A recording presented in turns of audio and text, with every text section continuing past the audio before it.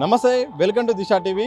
BRS ఎమ్మెల్యేలు ఎమ్మెల్సీలు Kaleshwaram project సందర్శనలో భాగంగా కేటీఆర్ కూడా మాట్లాడారు. చాలా కీలక వ్యాఖ్యలు చేశారు. అలాగే ఎమ్మెల్యేలు కూడా మాట్లాడుతున్నారు. కాళేశ్వరం చాలా బలంగా ఉంది, కానీ చిన్న చిన్న కారణాలు చూపించి ఆ విఫల ప్రాజెక్టుగా చిత్రీకరిస్తారని బీఆర్ఎస్ నేతలు అయితే అంటున్నారు. ఇదే అంశంపై మాట్లాడదాం. మనతో పాటు కాంగ్రెస్ ఎమ్మెల్యే ఎన్ఎం శ్రీనివాసరెడ్డి గారు ఉన్నారు. చిన్న కారణాలతో కాళేశ్వరం ప్రాజెక్టును ఒక విఫల ప్రాజెక్టుగా చిత్రీకరించే ప్రయత్నం కాంగ్రెస్ చేస్తుందని కూడా బీఆర్ఎస్ అంటుంది. ఏం చెప్తారు?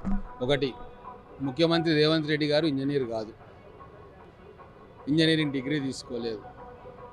ఈరోజు మొత్తం భారతదేశంలో డ్యామ్ సేఫ్టీ గురించి ఉన్న ఏకైక సంస్థ national dam safety authority.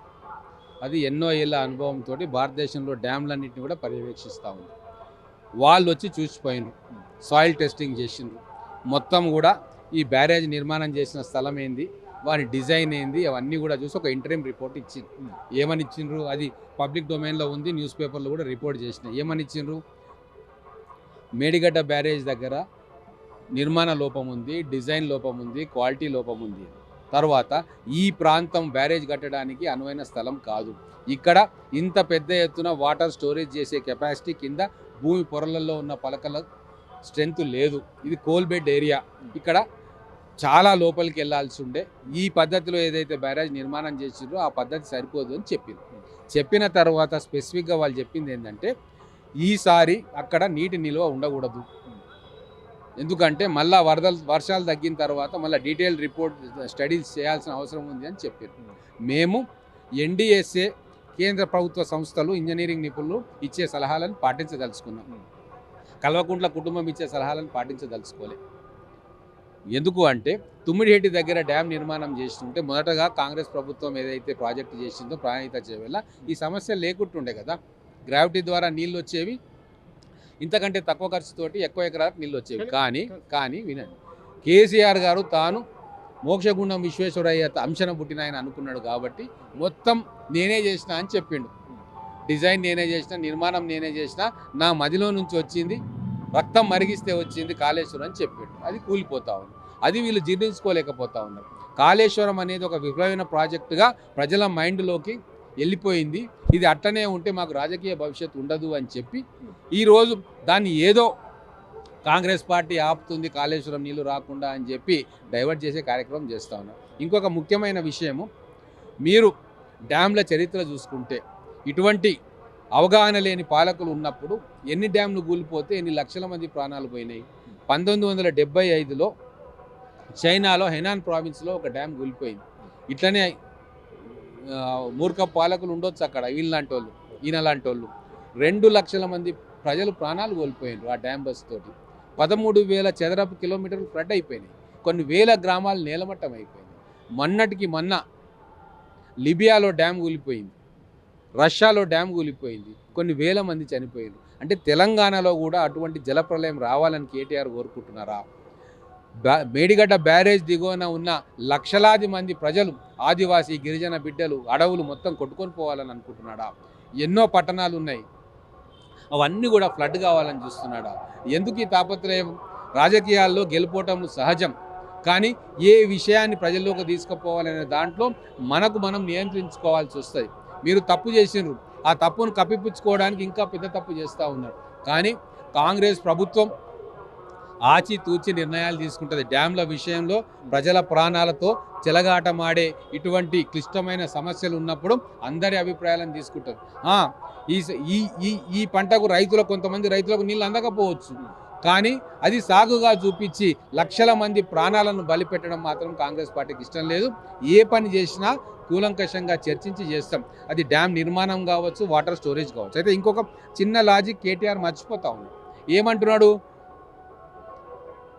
Medigadda దగ్గర స్టోరేజ్ చేసి లిఫ్ట్ చేసి అన్నారంకి వేయాలి, అన్నారం నుంచి సుందిళ్ళకి వేయాలి, సుందిళ్ళ నుంచి ఎల్లంపల్లి వేయాలి. ఇదే కదా ఆయన వాదన. ఆల్రెడీ ఇప్పుడు ఎల్లంపల్లి కెపాసిటీ 20 TMCలో 15 TMCలు నిండిపోయింది. వీళ్ళందరూ ఎత్తిపోసే లోపల 20 TMCలు నిండితే మళ్ళీ ఆ గేట్లు తెరిచేస్తారు. గతంలో కూడా వీరు 161 TMCల నీటిని ఎత్తిపోస్తే ఏమైంది? కేవలం 50 TMCలే వాడుకున్నారు, మిగతా 100 TMCలు మళ్ళీ గోదావరికి పోయినాయి. అంటే ఎంత తెలివితక్కువ పని ఇది, ఎంత తెలివితక్కువ చర్య.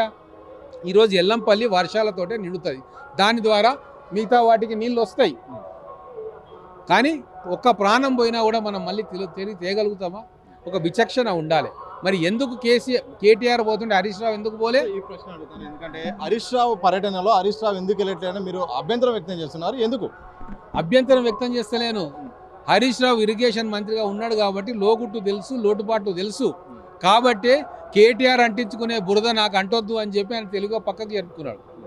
గతంలో ఇరిగేషన్ శాఖలో పనిచేసిన అనుభవంతో ఆయనకు అక్కడ డ్యామ్ కట్టకూడని ప్లేస్లో మనం డ్యామ్ కట్టుకున్నాము, అది కుంగిపోయింది, ఇప్పుడు ఆ దాంట్లో నేను ఇన్వాల్వ్ కావద్దు అని చెప్పి ఆయన నిర్ణయం తీసుకున్నాడు. ఎక్కడైనా మీరు ప్రెస్ మీట్లు చూసిండ్రా? ఇప్పుడు మళ్ళీ నింపాలి, ఎత్తిపోయాలి, రైతులకు ఇబ్బంది అవుతుంది అని అంతో ఇంతో అవగాహన ఉంది కాబట్టి, తెలివైన వాడు కాబట్టి కేటీఆర్ చేసే ఈ దుర్మార్గ పనులకు దూరంగా ఉంటున్నాడు. ఇది తెలంగాణ ప్రజలకు అర్థమవుతా ఉంది. సో మీ ప్రభుత్వాన్ని కూడా అల్టిమేటం ఇచ్చారు కేటీఆర్, ధర్నా చేస్తాం, ఎందుకంటే పంపింగ్ చేయాలి, పంపింగ్ చేయకపోతే మాత్రం కేసీఆర్ ఆధ్వర్యంలో రైతులతో ధర్నా చేస్తామని అల్టిమేటం ఇచ్చారు. ఏం చెప్పండి? ఇప్పుడు ఒకటి, తెలంగాణ భారతదేశంలో ఒక భూభాగం. తెలంగాణలో అడ్మినిస్ట్రేషన్ అంతా కూడా నిపుణులతోటి ఇరిగేషన్ నిర్ణయాలు, నిపుణుల సూచనలు సలహాలను బట్టి తీసుకుంటాం. గతంలో లాగా కేసీఆర్కు ఏది రాత్రి కల్లోకి వస్తే పొద్దున ఇంప్లిమెంట్ చేయం. తర్వాత ఈ వ్యవహారం అంతా కూడా ఎన్డీఎస్ఏ పరిధిలో ఉంది. ఎన్డీఎస్ఏ రిపోర్ట్ ఇచ్చిన తర్వాతనే వాళ్ళ సూచనలకు అనుగుణంగానే మేము రిపేర్లు కానీ, నిర్మాణం కానీ, లేదు ఆ మొత్తం బ్యారేజ్ను కంప్లీట్గా తొలగించాల్సిన పని కానీ నిపుణుల సూచనల మేరకు చేస్తాం తప్ప రాజకీయ ప్రయోజనాలు ఆశించో లేదా ఎవరో బెదిరిస్తేనో చెయ్యం. ఎట్టి పరిస్థితుల్లో కేసీఆర్ గారికి స్వేచ్ఛ ఉంది, ఈ రాజకీయంగా ఏ కార్యక్రమమైనా చేసుకోవచ్చు.